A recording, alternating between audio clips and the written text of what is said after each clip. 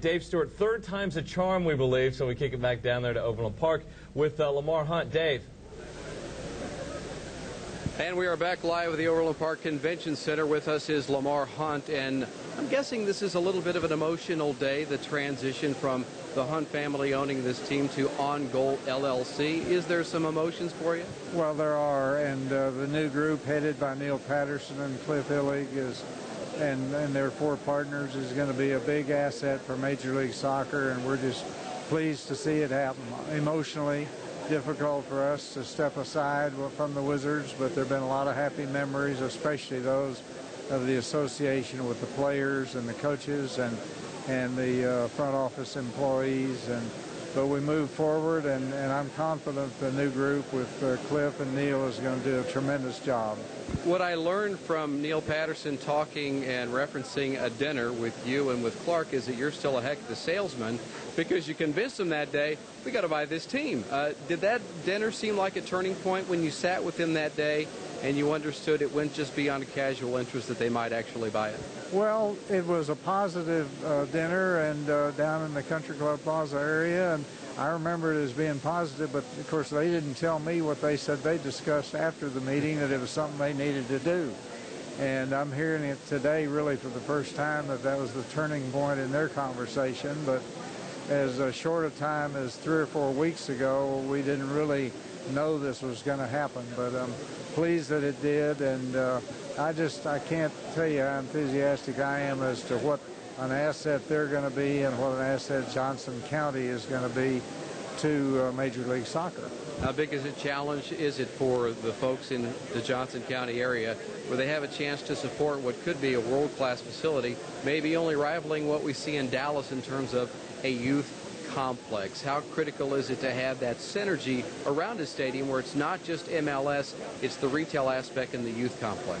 Well, I think it's very important, but I'm not really in that picture, and frankly, a lot of the plans for that I was hearing yesterday and today for the first time, but that is the new group's responsibility and their challenge, and you know, it's not really for us to interject ourselves in that. But with Columbus and Dallas, you had that firsthand knowledge of seeing a soccer-specific stadium where, if nothing else, you have supply and demand. People have to go buy a ticket because they might not be able to get one if they wait. That's right, and it does make a big difference in the whole aspect of the sport.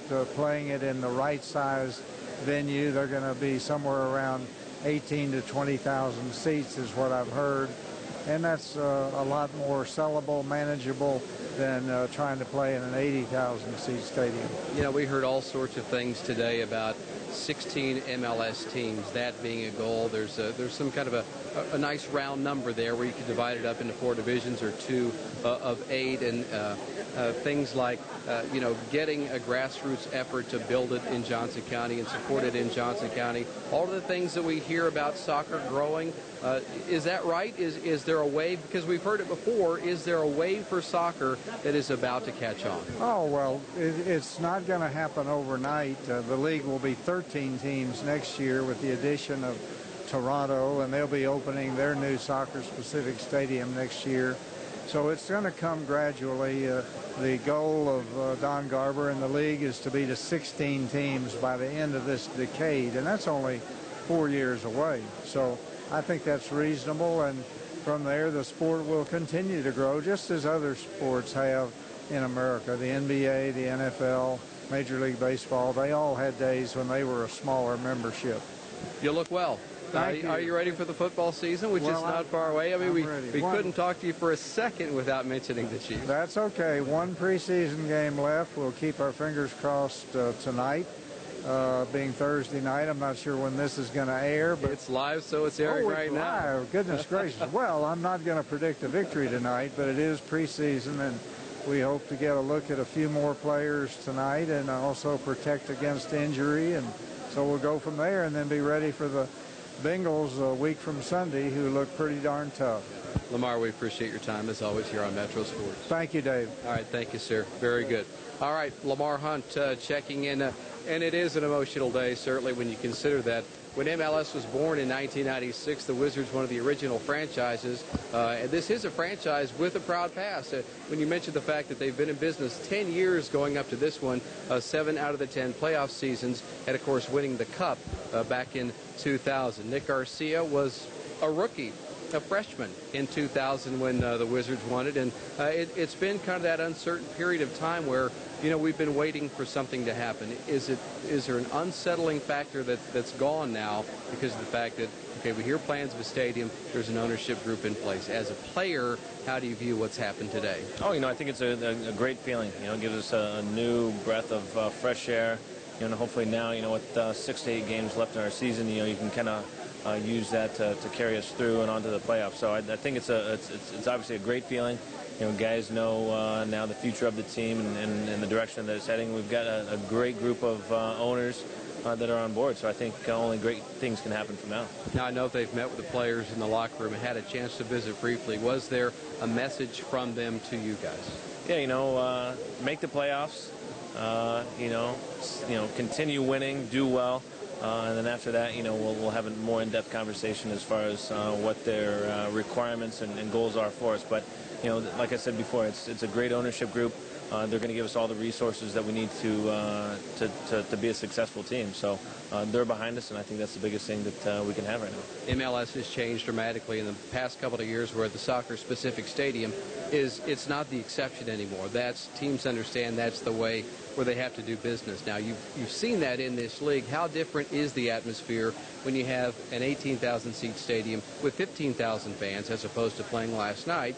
You got a 79,000-seat stadium at about 6,000 fans. The intimacy, the fan relationship with the players, how different is the climate in a soccer-specific place? You know, I think it's great for the fans, you know, just from the standpoint that they can, you know, have so much interaction with the players. It's definitely a more intimate feeling for them, you know, being on top of the on top of the game. And then, too, you know, for us players, you know, just being able to see, you know, that the fans are in there having a good time and it's packed, you know, makes it even more enjoyable for us. So, you know, I think the mock-up that they have now of the stadium that they're going to put out in Overland Park is going to be great.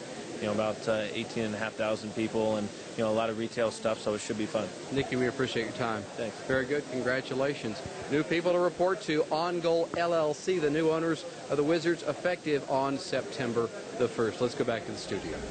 Dave, thanks very much. Yeah, Kansas City and the Wizards staying in Kansas City. They have new owners. Peter Vermes back with us. We only have a few more seconds, but I guess your final thoughts on this day. I think it's just a bright future for Kansas City soccer. It's great that the professional team is staying here, and you know, I think that the players have a job to do in the short term, but in the long term, I think that sky's the limit in regards to this franchise. That sounds good, Peter. Thanks for joining us. We appreciate it. My pleasure. Good seeing you again. Okay. All right. Thanks to Peter. Thanks for Dave for staying out there. Thanks to you for watching this Metro Sports special event. One more time, Kansas City and the Wizards are staying right here in Kansas City thanks to a new ownership group called OnGoal LLC, a group of 6 guys buying the Kansas City Wizards, dedicated to bringing them, or rather keeping them, right here in KC and building that new soccer-specific only stadium. For Peter, for producer Joe Novacek and everybody else, I am Mick Shaffer. More tonight at 6 and 10 on This News.